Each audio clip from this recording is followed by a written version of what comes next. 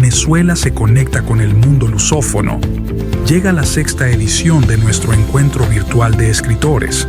Del 26 al 30 de diciembre celebramos la lengua que une continentes. Este año, el encuentro rinde homenaje a Camilo Castelo Branco, la pluma que forjó el romanticismo portugués. 5 días de diálogos con voces contemporáneas de 3 continentes. Desde Portugal, João Paulo Braga e Isabel Millanas Machado. De Brasil, la narrativa audaz de Marcia Barbieri. Profundizaremos en Mozambique con Amose Mukabele y en Cabo Verde con el premiado José Joaquín Cabral. Una ventana a la diversidad literaria y una plataforma que impulsa el portugués en Venezuela. Asiste de forma gratuita y virtual todos los días a las 6 de la tarde. Hora de Venezuela. Descubre la lengua del futuro. Queridas e queridos lusofalantes, é com grande prazer que me uno a este 6º encontro virtual de escritores lusófonos na Venezuela. Iniciativa que tanto dignifica a nossa língua comum e que reúne vozes criativas de diferentes geografias. Agradeço aos organizadores, a equipa da Embaixada de Portugal, a coordenação do ensino português na Venezuela e o Correio da Venezuela. Agradeço também o apoio do Festival Literário Internacional de Poços de Caldas, no Brasil, mais conhecido como Flipoços, que todos os anos nos ajuda a estabelecer o contacto com diferentes escritores da língua portuguesa. Este ano o encontro rende homenagem a um dos mais reconhecidos escritores portugueses, Camilo Castelo Branco, nascido há 200 anos. Falar de Camilo é falar de um vulcão de letras, um gênio narrativo que capturou como poucos a alma e os dramas da sociedade portuguesa do século XIX. Camilo foi capaz como ninguém de traçar um extraordinário retrato humano do seu tempo, através da paixão tempestuosa do humor de perdição, da ironia mordaz de A Queda de um Anjo e da crónica social de Novelas do Minho. Foi um mestre da palavra, esculpindo-a com fúria, humor, erudição e profunda sensibilidade. Relembrá-lo hoje é reafirmar a perenidade de um património literário que nos funda e nos inspira, mostrando a força da língua para explorar os abismos e as alturas do coração humano. E é precisamente sobre esta língua portuguesa, a herança que Camilo tantas vezes levou ao paroxismo da beleza, que quero refletir convosco. Ele é o grande elo e o espaço comum que hoje nos congrega virtualmente, a lusofonia. A lusofonia não é um conceito estático ou geográfico, é um universo dinâmico, plural e em constante renascimento. É um oceano de sotaques, realidades, histórias e sonhos partilhados por milhões de pessoas em todos os continentes. Hoje, o português é uma língua global, falada por cerca de 260 milhões de pessoas, com uma projeção crescente no mundo da cultura, dos negócios, da ciência e da diplomacia. A sua verdadeira riqueza também está no que os escritores participantes neste encontro fazem com ela. De diferentes países, continentes e contextos culturais, tomam a mesma língua de Camões, Camilo, Pessoa, Jorge Amado, Clarice Lispector e Mia Couto e moldam-na para expressar as suas realidades únicas, para criar uma nova poesia, nova ficção, novos olhares sobre o mundo. Cada um de nós é protagonista do milagre que é fazer da nossa língua comum uma casa com janelas abertas para a infinita diversidade humana. Somos os legítimos herdeiros e os inovadores desta tradição. Antes de terminar, num espírito de fraternidade e de festa, gostaria de me dirigir algumas palavras especiais. À querida comunidade portuguesa que vive na Venezuela, que tanto contribui para o estreitamento dos laços entre os nossos povos, envio um abraço muito forte e a certeza de que Portugal vos tem sempre no coração. Ao público venezuelano, com quem Portugal partilha uma longa e profunda amizade, expresso a minha mais sincera e fraternal saudação. A todos vós, neste final de ano, desejo do fundo do coração um bom Natal, repleto de paz, saúde e alegria partilhada entre família e amigos. Que a luz desta quadra ilumine os vossos lares e os vossos espíritos. E que o ano novo de 2026 vos traga a todos um caminho de esperança, de realizações e de encontros frutuosos continuando a construir pontes através da palavra, da cultura e da amizade. Muito obrigado, Feliz Natal e um próspero 2026. Viva a lusofonia, viva a língua portuguesa. Bom dia, boa tarde, boa noite, depende da hora em que nos estiverem a ouvir. Meu nome é Rainer Souza, sou coordenador de ensino de português aqui na Venezuela. Bem-vindos a este sexto encontro virtual de escritores lusófonos na Venezuela, que este ano tem como motivo de celebração os 200 anos do escritor português Camilo Castelo Branco. Esta atividade é realizada graças ao apoio da Embaixada de Portugal em Caracas, ao Instituto Camões, à sua coordenação de ensino português aqui na Venezuela, ao Correio da Venezuela e também ao Festival Literário de Poços de Caldas, mais conhecido como Flipoços, no Brasil. Temos a oportunidade de ter este ano um escritor moçambicano, chama-se Amose Mukavele. Obrigado, Amose, por teres aceito o convite aqui da Embaixada de Portugal em Caracas para este sexto encontro virtual de escritores lusófonos. Vou ler um pouco sobre Amose. Ele nasceu em 1987 em Maputo, Moçambique, onde reside. Estudou agropecuária e formou-se poeta, consultor literário e jornalista cultural. É coordenador editorial da Índico Editora, agente literário da agência criativa, e coordenador do projeto de divulgação literária Esculpindo a Palavra com a Língua. Foi curador do Templo das Escrituras, Festa Literária Internacional da Língua Portuguesa, e curador da Feira do Livro de Maputo e da Feira Internacional do Livro de Quelimane. Foi chefe de redação de Literatas, revista de literatura moçambicana e lusófona, diretor editorial do jornal O Telégrafo, editor-chefe do jornal Cultural Debate, editor de cultura no jornal Expresso Mós, colaborador do jornal Cultura de Angola e Palavra Comum da Galiza, Espanha. É membro do conselho editorial da revista Malamargens, no Brasil.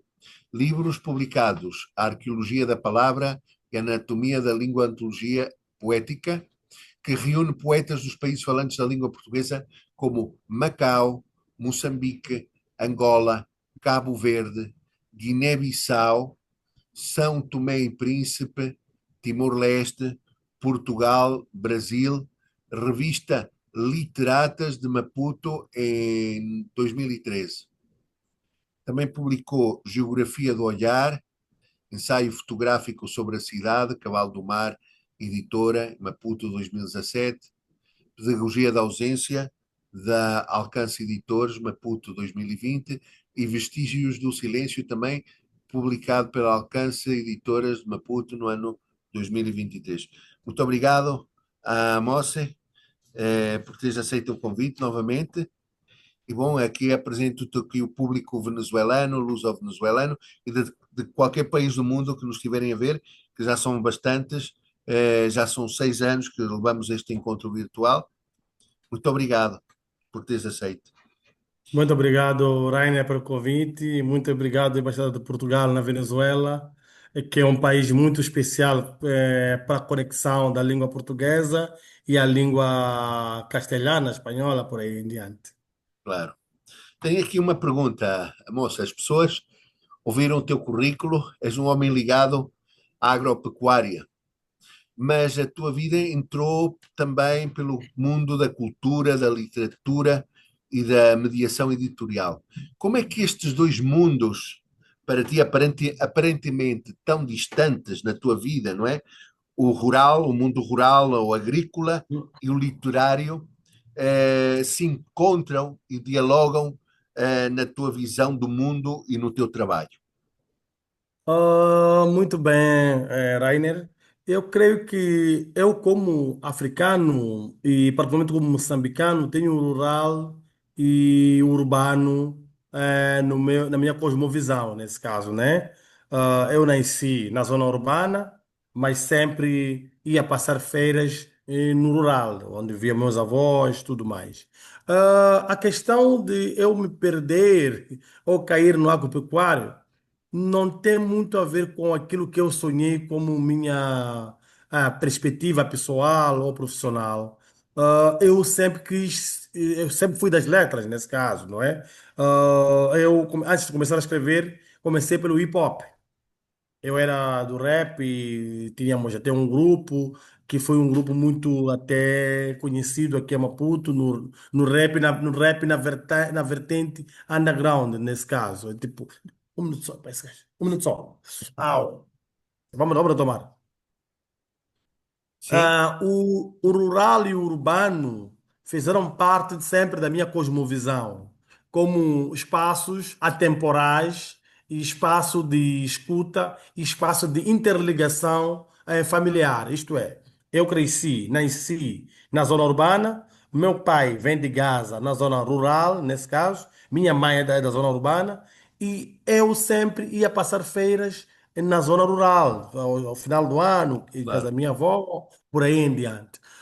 Outra questão também que tem a ver com isso é que eu, na verdade, fui ao agropecuário não porque eu queria fazer aquele curso, porque minha mãe achava que era o curso que ia me dar emprego naquele momento, não é? Eu queria ser sociólogo, antropólogo, e minha mãe dizia que isso não dá emprego, o que dá emprego é ir à agricultura, ir à mecânica e por aí em diante. E não é por acaso que eu não terminei o curso, porque não era aquilo que eu queria, não é aquilo que me identifica. Eu sempre me identifiquei com as letras e por isso que no sétimo ano eu já escrevia letras, vendia letras de rap para meus colegas, para meus vizinhos e para os outros, como produtor de rap. Então, quer dizer que a poesia sempre esteve no meu percurso social, meu percurso estudantil, nesse caso, me acompanhou desde os primórdios, né? Então, fui à agropecuária, eu estudei e não consegui, não terminei para defender, porque aquilo não.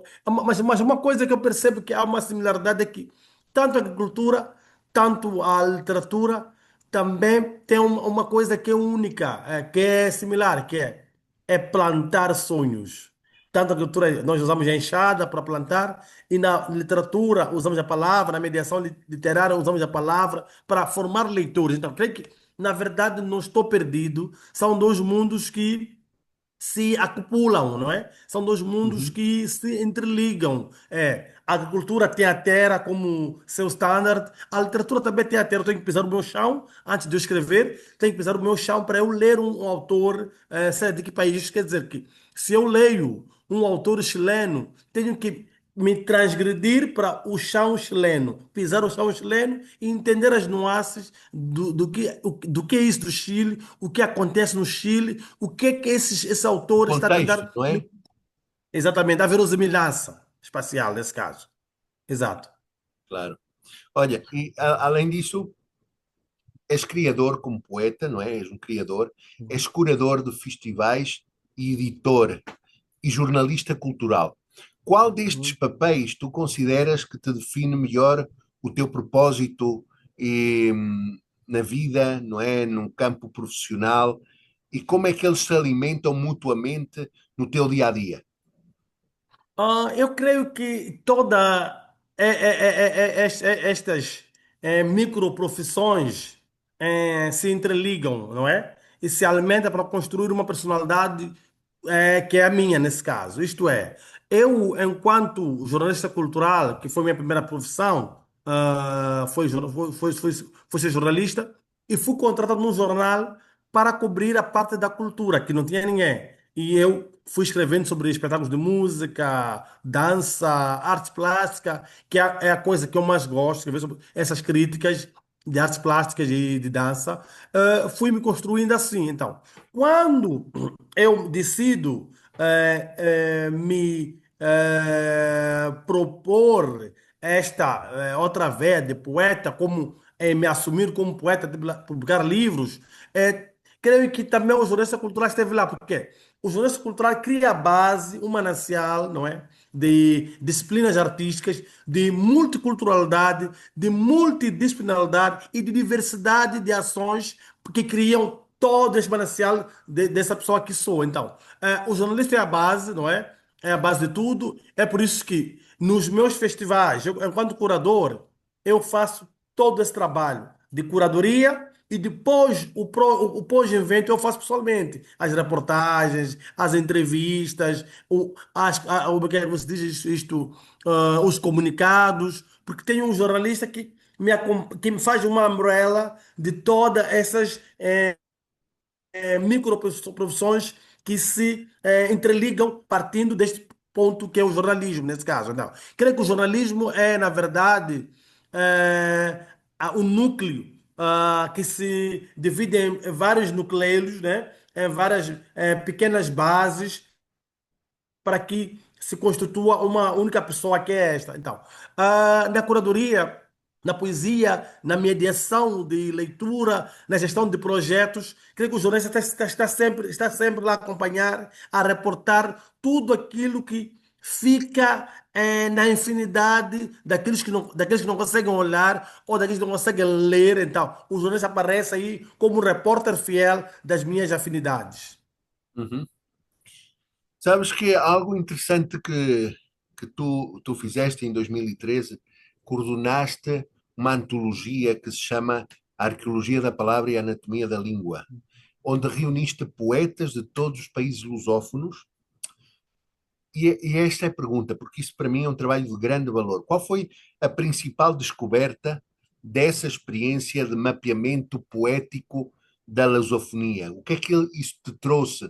O que é que tu descobriste? E, no fundo, o que é que une diferentes vozes poéticas de diferentes contextos? Eu gostaria de saber a tua reflexão e aquilo que tu descobriste com esse grande trabalho que tu coordenaste. Primeiro, o título já nos leva para esta via de descobrimentos, que é a arqueologia da palavra. Eu, enquanto antologiador ou coordenador da antologia, escavei o máximo, não é? A palavra é escrita em língua portuguesa, isto é, fui procurar poetas que não estão no standard, não são badalados, que não são conhecidos, tanto em Moçambique, tanto em Cabo Verde, tanto em Portugal, tanto no Brasil e vice-versa. Tipo, no espaço comunitário havia uma ausência de nomes, ausência de poéticas, ausência de diversidade de escritas entre os países. E também havia um desconhecimento enorme sobre quem escreve no Brasil, quem escreve em Moçambique, quem escreve em São Tomé, quem escreve na Guiné. Olha que este trabalho é resultado de um trabalho que nós já vínhamos desenvolvendo na revista Literatas, que eu fui chefe da redação, que é uma das primeiras, das poucas revistas africanas que conseguiu criar essa ponte de afetos entre os países da língua portuguesa, mas o que fez de importante? Inverteu o olhar sobre a rota dos descobrimentos de quem escreve, do que pode-se ler no espaço comunitário. Isto é, se antes, para o brasileiro ser validado em Moçambique, se o Moçambique para ser validado, ele tem que passar de Portugal. Nós fizemos o inverso. Saímos de Moçambique, atravessamos o Atlântico, que é mais perto, fomos ao Brasil. Então, isto quer dizer, nós construímos uma nova conexão literária, uma nova conexão de vozes, uma nova descoberta de vozes que quase que era uma sumidade e que são vozes com uma singularidade, vozes que já tinham uma poesia que como posso dizer, o termo mais ideal, uma poesia que já em si era um cânone nos seus países, ou nos seus estados, nesse caso. Por exemplo, tivemos a Micheline Veruschi, antes de ser a prosadora que é, como poeta, esteve na antologia, tivemos um dos poetas que eu gosto muito, brasileiro, chamado Cláudio Daniel, não é? São poetas que naquele momento eram periféricos, não é? Uhum. E nós criamos uma espécie de um novo e um outro centro de debate e de descobrimento e também de diálogo interliterário entre esses países que têm a língua, mas se desconheciam, não é? Essa é a arqueologia que nós fizemos, de ir ao fundo, de procurar vozes marginalizadas pelo sistema, marginalizadas pelo o mercado editorial, pelas grandes editoras, é pelo toda essa componente castrense que sempre existiu nesses nossos países, nesse caso. Já quando vou para a segunda parte, digo, a anatomia da língua. São essas mudanças, essas traduções, essas novas falas também, que são diferentes, na verdade, que essa língua não é estática nesse caso. E, por exemplo, temos poetas traduzidos da Venezuela, não, minto, Venezuela não, do México, de Cuba e da Finlândia, nesta antologia, para mostrar que a língua portuguesa não se circunscreve no espaço da comunidade da CPLP. Então, esta antologia foi um desafio que eu me propus, e eu e os meus colegas, que pá, nós estamos a fazer um trabalho com a revista Literatas, que é uma revista eletrônica que já está, é muito conhecida fora. O Brasil é um país continental, como todo mundo sabe, e no Brasil teve muita aceitação essa revista, e planifiquei que é melhor eu propor uma antologia que será uma espécie de um livro para visitantes, nesse caso, que queiram conhecer o que se faz em Moçambique, em Angola, por exemplo. Em Moçambique eu consegui os melhores poetas, como Luís Carlos Patraquim, o Armando Arthur, Eduardo White, em Angola, idem, Lopito Feijó, em Cabo Verde consegui o Filito Elísio, e mais outros poetas que são desconhecidos por exemplo, Portugal conseguiu um poeta muito bom, que é quase marginalizado, chamado Jorge Melícias, o Jorge Costa. Então, essa arqueologia tentava trazer essas vozes que estavam lá no fundo, e nós temos que escavar ao fundo para trazer eles à terra. E na terra conseguir criar uma espécie de um voo com vários destinos nesse caso. Então, esses poetas iam para Cabo Verde, iam para São Tomé, iam para o Brasil e vice-versa. Então, criamos uma rota que não dependia de Portugal, uma rota que partiu como seu centro, epicentro Moçambique, e distribuiu-se pelo mundo. Claro, muito interessante, de verdade. Onde é que se pode adquirir essa antologia, Amós? Fisicamente já não existe, mas creio que existe o PDF de ver se te mando. Caso não, vou mandar o link do PDF da Ok, antologia. muito bem. Sim. É, os títulos dos teus livros de poesia são muito sugestivos. Pedagogia da ausência, Vestígios Uhum. do silêncio, que este último publicado em 2023. Parecem explorar o que não está dito, o que ficou para trás. Podes partilhar conosco o território existencial e poético que estes trabalhos, nos quais estes trabalhos se baseiam, e ao mesmo tempo gostaria que tu pudesses declamar um poema teu aqui para o público venezuelano e não só, hispano-americano, pudesses compartilhar connosco uma destas joias tuas que são os teus poemas.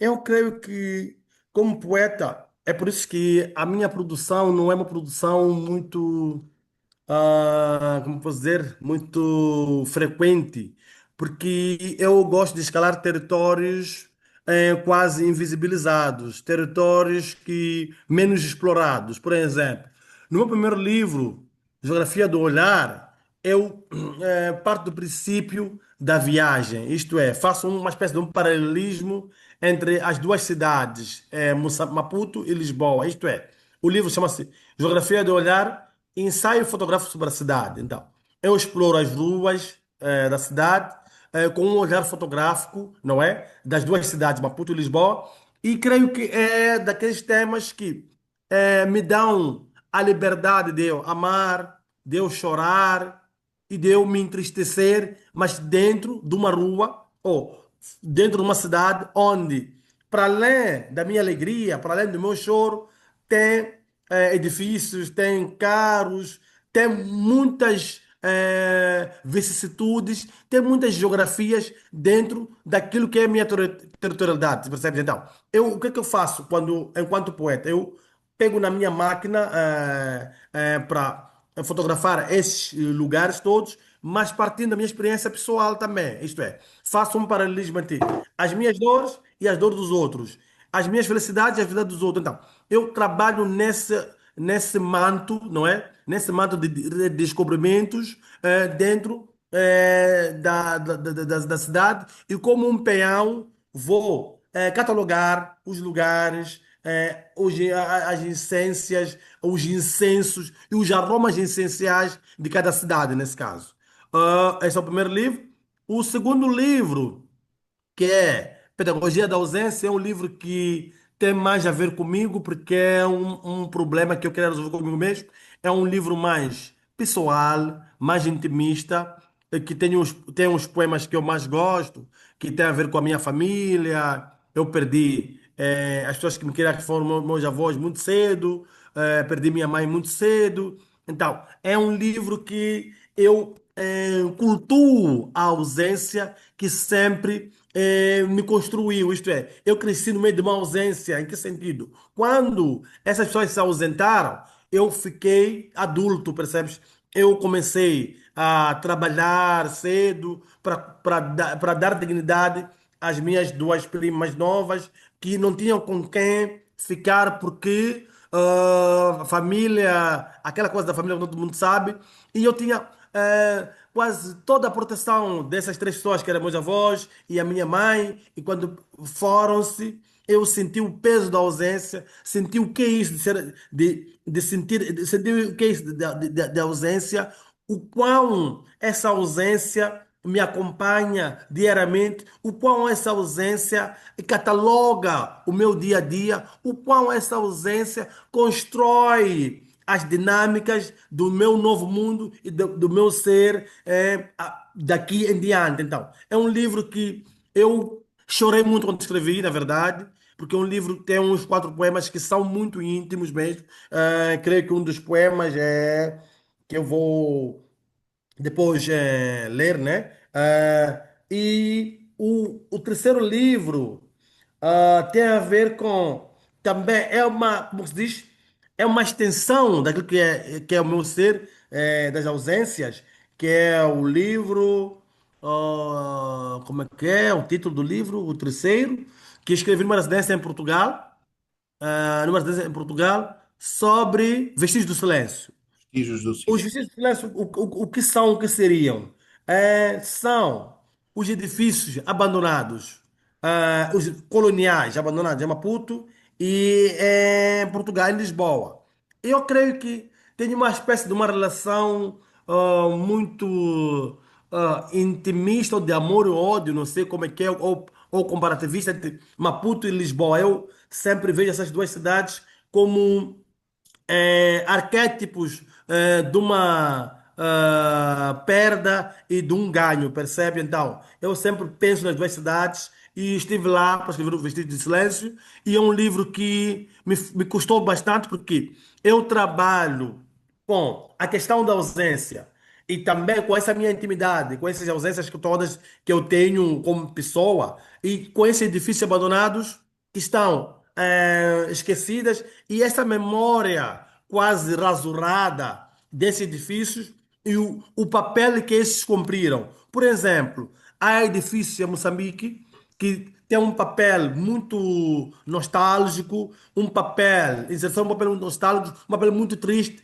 outro um papel de cárceres, tanto em Moçambique, tanto em Lisboa, como a Vila Algarve. Em Lisboa também tem outros edifícios com essa tonalidade de luto, de sangue. Então, eu queria tipo trazer isto à tona para que essa memória não fique assim como os prédios. Daqui a nada, a imobiliária poderá tomar o seu devido lugar e queria que esta memória estivesse lá e eu como poeta. Eu creio que são temas muito caros aos poetas, são temas para arquitetos, para sociólogos, antropólogos. Eu disse, tá, vou colocar esse tema na poesia para mostrar também esse papel interventivo, esse papel social da própria poesia, da própria poesia, que a poesia não é só devagar e tudo mais, é também olhar para certas adversidades, certos problemas e colocá-los, não é, para uma dimensão não multiforme, para uma dimensão Reflexiva. global. Como? Reflexiva. que a pessoa Exatamente, possa sensível, refletir sobre a intuitiva realidade. também. Exatamente, intuitiva também. E também reconstrutiva, não é? Vamos tipo, reconstruir essa história. Como é que é essa história? Fala-se muito de restituição agora, que é um tema que para mim não é digno, porque temos problemas nós cá dos museus, mas então há um tema também restitutivo dessa dor, que essa dor precisa ser colocada, não podemos tipo esconder as dinâmicas da própria história. Temos que levar isso à ribalta e contar essas coisas todas. E esse poema, gostarias de Esse compartilhar connosco? poema tem como título A Casa. Começa com uma citação de Jorge Luís Borges. Nomeei lugares onde se esparama a ternura. Estou só e comigo. Começa assim. Retomo a infância com a memória que habita a casa que me devolveu a luz. Na sala, ergo o corpo do coração quando tudo arde. E quando tudo arde, prolongo a polifonia das estrelas em noites onde jaz a saudade. Meus avós tinham cabelos brancos a derramar em ruínas da minha presença. Um rio interminável a luzir no madrigal cântico dos pássaros. Meus avós tinham os olhos de cor nutritiva, perenes nos sulcos do tempo, a soar no tabuleiro da alegria, distantes. Acolhem-me nas manhãs rendidas às pétalas da ausência. Na velha casa, a solidão traça uma rotina fúnebre. Quando o desejo não sacia as lágrimas, a enxaqueca permanece em vigília, meus olhos assombrosos de tanto chorar eternizam uma dor já sem nome. Nas chaves que as tomo em mãos, ardentes sentir a lembrança quando tudo se recompõe no álbum de fotografias. Obrigado. Muito bem. Porquê gostas desse poema? Porquê escolheste esse poema? É Ah, algo especial para ti? é muito especial esse poema. Eu escrevi quando eu estava para mudar de casa, a casa dos meus para a minha casa, a olhar para o álbum de fotografias que eu não podia tirar daquela casa. E escrevi, na verdade, este poema lendo o álbum que estava na sala, esse álbum de fotografias, que Trouxe, estava lá meus avós, trouxe um sentimento de saudade, não? muita saudade. Amavas E não muito os teus falei, avós. foram eles que me criaram. Claro, claro. Yeah. Sim. Olha, a moça, falamos que tens sido colaborador, editor de várias publicações na Galiza, Angola, Brasil, etc. Uhum. Como analisas o panorama literário na África lusófona hoje? Para ti, quais são as novas tendências, desafios e potenciais literários que pudeste identificar nos países irmãos? O grande problema dos nossos países sempre foi o mesmo, da falta de circulação das obras e Uhum, dos autores, não é? sem dúvida. Eh, da falta de apoio dos nossos governos, quanto à cultura literária, isto é, para o livro e a leitura, para ações ligadas ao livro e à leitura, e a falta de diplomacia cultural entre estes países. Se formos a ver as nossas embaixadas de Moçambique, Angola, Moçambique, de Angola e Moçambique, nada fazem pela cultura. Temos azar de termos embaixadores políticos que nada entendem sobre a cultura e parece que também os nossos governos nada dão as embaixadas para esta componente. Porque, por exemplo, as embaixadas de Moçambique não têm adidos culturais nas embaixadas, então quer dizer que a cultura só por iniciativas privadas como as nossas, mas tem custos isso, porque envolve passagens aéreas, envolve hotéis, uma série de custos que eu pessoalmente não posso conseguir responder a toda essa demanda nesse caso. O grande problema é este. e também a falta de inventos países. Há uma fraca, há uma quase ausência de inventos literários que possam aproximar esses países, todos os seus autores, e a mobilidade editorial. Também há uma espécie, nos poucos inventos que tem, há problema as pessoas que fazem, os dirigentes que fazem esses inventos, não entendem que devem pagar uma passagem aérea.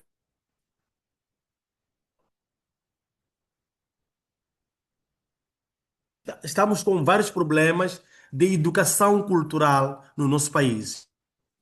Isto nossos dirigentes, primeiro, para uma cidadania literária, por exemplo, não é? Para que eles percebam que investir na literatura é investir na diplomacia do seu país.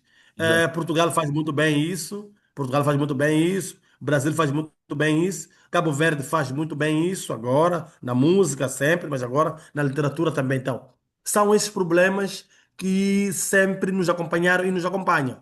E o outro grande problema é que por muito tempo, nossos países, os palópios africanos, ficaram reféns de Portugal, não é? Ficaram reféns de Portugal. E Portugal nunca nos olhou como, como um mundo de possibilidades criativas e possibilidades literárias, não é? Olhou-nos como simplesmente aqueles que vão estar a bater palmas para quatro autores ou descendentes, não é? Que são os que Portugal promove e tudo mais. Mas Portugal tem a sua política também, não é? Então, isso quer dizer que nós, como africanos, como moçambicanos, cabo-verdianos, o que é que nós fazemos pelos nossos autores? Para que eles possam ser promovidos. Isto é, eu quero lançar um escritor como Eusébio Sajani na Venezuela, como Lucílio Manjati no México. O que tem que fazer, então? Eu creio que, na verdade, nós, por muito tempo, ficamos refém de Portugal, e isso nos atrasou muito, não é? Nos atrasou muito, e agora estamos aqui nessa reflexão de ver novas rotas. Estamos a descobrir o Brasil está aberto para nós, mas não vale a pena que o autor moçambicano só pode publicar no Brasil, na Argentina, em poucas vezes em Portugal e nunca publicar em Angola nem em Cabo Verde. Então, quer dizer que essa nossa irmandade não existe. E a CPLP, qual é o seu papel? Como instituição comunitária, como instituição que interliga esses países todos. Se por acaso houvesse um fundo da CPLP, tal como há fundo no Brasil, de publicação de autores brasileiros no mundo, tal como há fundo de Portugal para publicar autores portugueses no mundo e da língua portuguesa, e a CPLP tivesse um fundo para a rotatividade, a mobilidade editorial desses países africanos, isto é, cabo-verdianos publicam 5 livros em Moçambique, moçambicanos publicam 5 livros em Cabo Verde, guineenses 5 livros em Angola, angolanos em São Tomé, e há circulação dentro do continente, sem depender desses outros que parece que nós continuamos colonizados, na verdade, né? Então, eu acho que há necessidade de termos dirigentes que possam passar por essa cidadania literária, por como posso dizer, essa iniciação à cultura diplomática, porque falta-nos isso no nosso país. Sim. E as tendências literárias dos temas abordados por estes poetas e escritores, como analisas tu isso? Achas que, sobretudo na África lusófona, os escritores e poetas ainda estão muito ligados às consequências da guerra, dos conflitos, ou já começam também a explorar outros campos, outros temas, que não são aqueles, os típicos clássicos das consequências da guerra e tudo mais? O que é que tu achas? Creio que Moçambique, Angola, Cabo Verde já ultrapassaram há muito tempo essa temática da guerra.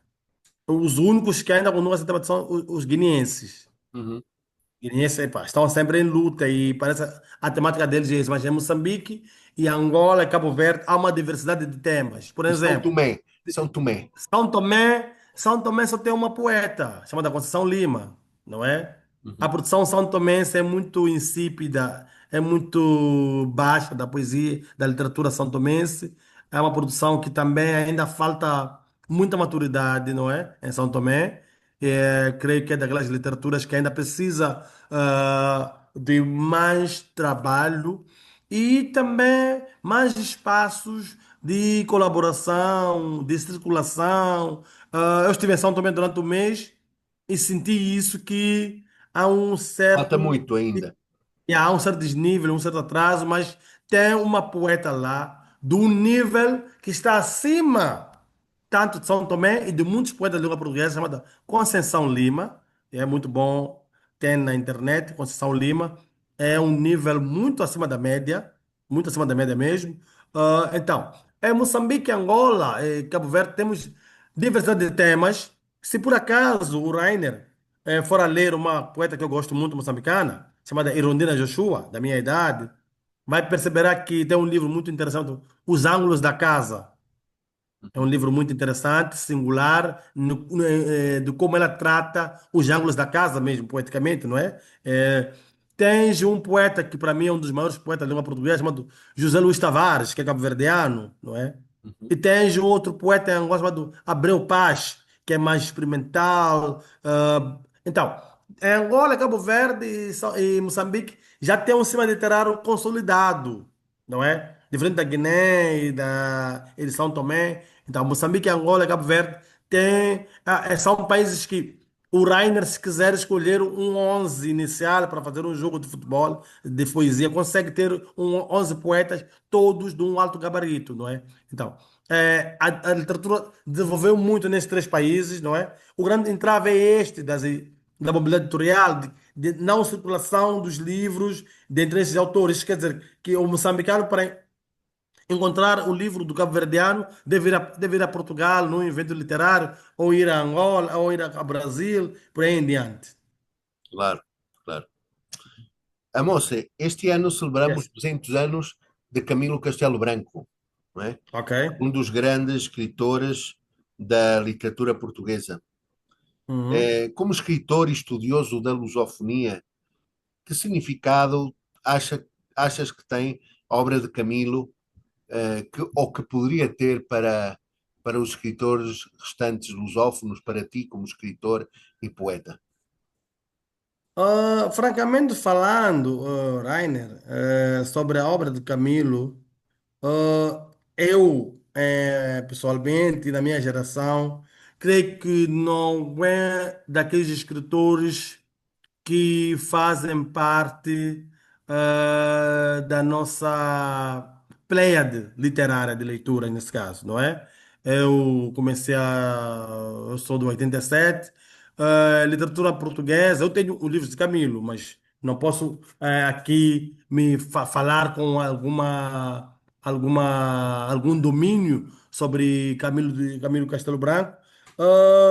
Mas nós começamos, sabemos que o Camilo é um escritor português, eh, que já completa 200 anos agora, mas eu, em particular, literatura portuguesa, li muito, ou leio Saramago, Antônio Lobo Antunes, que eu sei que ele, o Camilo, como faz parte da gesta fundacional de uma outra república, teve um impacto para esses escritores também, nesse caso, não é? Então, são daqueles autores que respeitamos o espaço que ele ocupa, não é? Mas esta literatura a nós moçambicanos encontra-se muito distante daquilo que é os nossos anseios como criativos, como leitores, nesse caso, não é? Claro, Então, yeah, é um autor que eu conheço, e tudo mais, mas não posso ter um argumento assim muito didático, muito aconchegante e muito afetivo sobre a sua obra, nesse caso, não é? Ah, mas falando dos outros, por exemplo, ele tem O Amor de Perdição, e tudo mais, são obras dele, mas não é um autor que faz parte da minha pleia de leituras, na verdade, não é? Da língua portuguesa. sim. Para ti, qual é o maior escritor ou maior poeta, não sei, o, o, o grande nome das letras moçambicanas, na tua opinião? Para mim, na minha opinião na prosa é um Ngulano Baga Costa. Um Ngulano Baga Costa, para mim. Em Ungulani tua opinião, Vaca Costa. porquê? Porque é o autor que. Ainda vivo, moça. Como? Como? Ainda é vivo. Esse autor Vivo, ainda é vivo, vivo. vivo. Sem ser vivo, está com 65 anos. Um homem ainda É o relativamente autor, jovem. yeah, é o autor que, para mim, conseguiu traduzir a nossa tristeza, não é? Como moçambicanos, as nossas idiosincrasias como moçambicanos. É o autor, para mim, mais inventivo que temos em Moçambique. Ele é cultor do realismo mágico, não é? É daqueles autores que, quando você lê, percebe que estou diante de um autor africano e moçambicano, mas com outras leituras e outras formulações estéticas de como fazer um romance, como escrever um romance. Há um livro dele publicado no Brasil chamado intitulado Wala Lapi, que faz parte dos 100 melhores livros do século XX africanos, com Chinua Achebe, Luiz Bernardo Onana, o Zé Craveirinha. Então, é daqueles autores que eu, quando o leio, eu me identifico com ele. E quais são os grandes desafios que tem neste momento, na tua opinião, a lusofonia? Sabemos que o português cada vez é uma língua mais estudada, moça, no mundo. Uhum. É, que opinião tens tu, Sim. Ok. Ah, shit. na tua opinião, já para terminar, qual é o grande desafio que existe no mundo lusófono, no momento em que o português cada vez é mais estudado, né, em países como a Venezuela, onde o ensino Uhum. português está-se a expandir, e essa é uma tendência mundial. Cada vez há mais pessoas interessadas em aprender a língua portuguesa. Como poeta, escritor, editor no teu país, Moçambique, país de língua portuguesa, qual é o grande desafio para o mundo lusófono para fortalecer esse espaço comum? Tu já falaste Ah, na necessidade da circulação das obras, não é? uhum, Que uhum. outro, uh, que outro grande desafio tu vês que deveria ser superado, ultrapassado? E creio que há vários desafios. Por exemplo, essa circulação já se citou, a isenção de vistos, que é um problema que não faz sentido, na verdade. Ainda temos vistos para ir ao Angola, Angola não, para ir a Cabo Verde e tudo mais, para ir ao Brasil e a Portugal.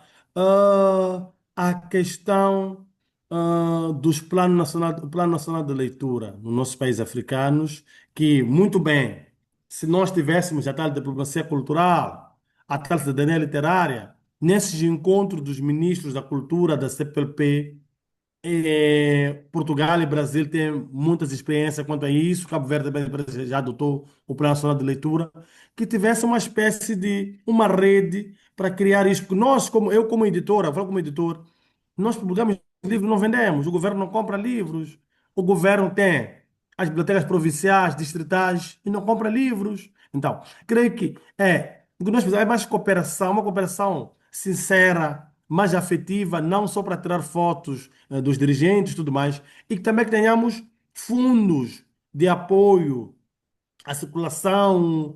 O ILP agora está com uma bolsa de criação literária em vários países, mas isso não basta, porque eu vou escrever um livro em São Tomé, escrevo livro em São Tomé, publico em Moçambique, o livro não chega a São Tomé. Essas bolsas devem também corroborar com que os livros escritos nessas residências estejam publicados nesses todos os países. Então, quer dizer, há muitos problemas que têm a ver com a diplomacia cultural entre esses países. São países que têm a mesma língua, mas que se desconhecem. Não nos conhecemos e temos a língua que nos une e com nomes distantes um do outro. Então, nós temos muitos problemas ainda por colmatar, não é? Que tem a ver com a via diplomática para que isto seja sanado e tenhamos, e possamos construir um mercado livre de circulação, de atuação, de legitimação, de catalogação, de canonização de autores que escrevem em língua portuguesa. Muito bem. Muito obrigado, moça, pela tua Muito disponibilidade de obrigado. tempo. Sei que és uma pessoa muito ocupada. Muito obrigado. Muito obrigado. E, Bron, Muito obrigado, uma Rainer. despedida aqui para o público venezuelano, Muito português. obrigado à comunidade venezuelana. Foi uma grande honra. Espero no próximo ano visitar Caracas. Será um grande prazer. Muito obrigado. Obrigado. Obrigado.